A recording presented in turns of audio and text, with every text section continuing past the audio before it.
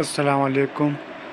آج میں آپ کے لیے کلیات اقبال سے ایک اور نظم ابر کوثر کی تشریح لے کر حاضر ہوا ہوں، تو آپ پہلے یہ نظم پڑھ لیجیے گا۔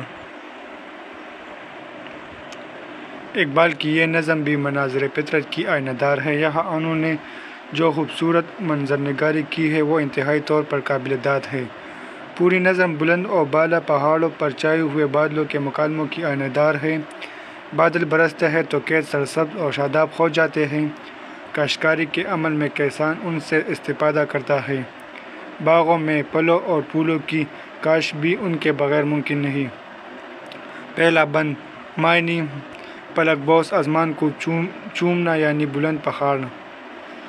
گل پاش پھول برسانے والا، مطلب نظم کے تمام اشعار میں واحد متکلم کا صیغہ استعمال کیا گیا ہے۔ یہاں ابر کوثر مکالمہ کرتا ہے کہ میری مستقل بدوباش تو آسمانوں کو چھونے والے بلند و بالا پہاڑوں پر رہتی ہے، لیکن زمین پر پھول بکھرتا رہتا ہوں، یعنی جب تک نہ برسوں پھولوں کی نمود ممکن نہیں۔ کبھی صحرا میں برستا ہوں اور کبھی باغوں پر بارش برساتا ہوں۔ اس اعتبار سے شہروں کے علاوہ ویران مقامات اور کبھی جنگل پر بھی میرا تسلط رہتا ہے۔ مراد یہ ہے کہ جب بادل برستے ہیں تو زمین پر موجود تمام مقامات کو سیراب کرتے ہیں۔ ابر کوثر کہتا ہے کہ کبھی پہاڑوں کی وادیوں میں برستا ہوں تو وہاں اگا ہوا سبزہ جو محمل کی مانند ہوتا ہے وہی میری آماجگاہ بن جاتا ہے۔ دوسرا بند معنی درفشاں موتی بکھیرنے والا، ناکا اونٹنی۔ مطلب اس بند میں بھی ابر کوثر پہلے بند کے تسلسل کے ساتھ یوں مکالمہ کرتا ہے کہ قدرت نے مجھے بارش کی بوندوں کی شکل میں زمین پر موتی برسانا سکھایا ہے کہ یہ بوندیں موتیوں سے مشابہت رکھتی ہیں۔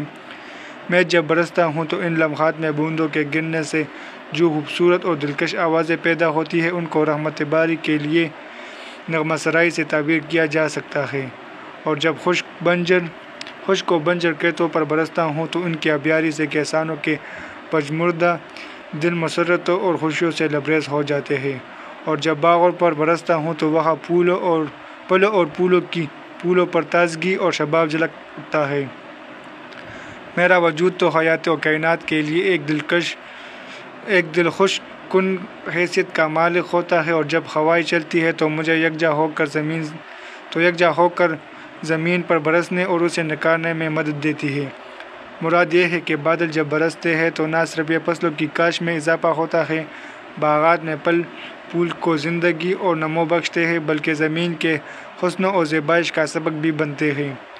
تیسرا بند معنی مرزا نوخیز نئی اگی ہوئی کھیتی، زادہ بحر جو سمندر سے پیدا ہوا ہو۔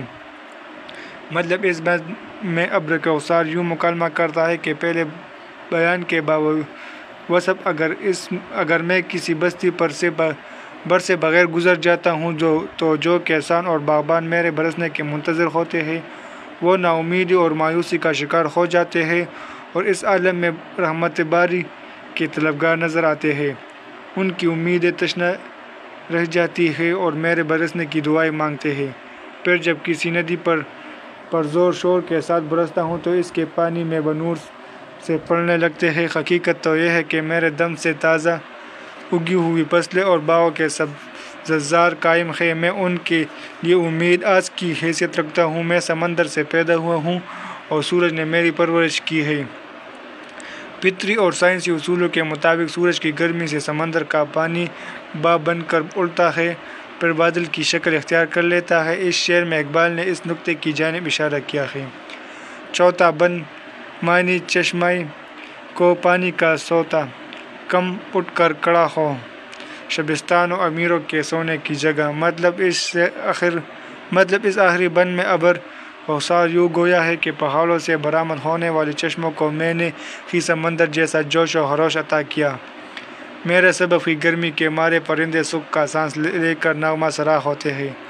میری وجہ سے ہی پامال اور مرجھایا ہوا سبزہ پھر سے لہلہانے لگتا ہے، اور یہ میں ہی ہوں کہ جب باغوں پر برستا ہوں تو غنچے چٹک کر خوشنما اور خوشبودار پھول کی شکل اختیار کر لیتے ہیں، یعنی میرے بغیر یہ سب کچھ ممکنات سے نہیں ہے۔